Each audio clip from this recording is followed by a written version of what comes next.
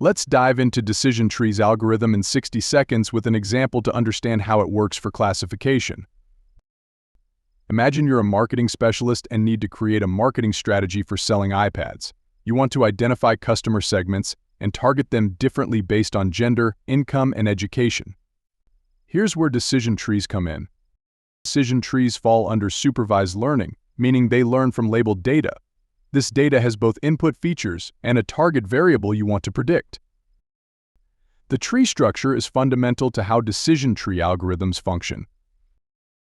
Root node is the starting point of the tree, representing the initial decision where we split the data based on the most important feature. An internal node is a decision point where the data is split on a specific feature or attribute. It represents a condition that determines how the data should be partitioned into smaller subsets.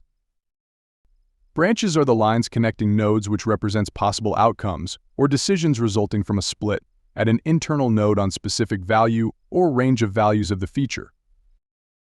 A leaf node is the terminal node that does not split the dataset further. It represents the final outcome.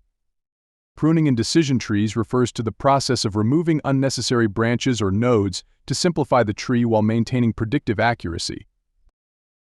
Now, how do you find which feature to use at the root node? Wait for the part 2.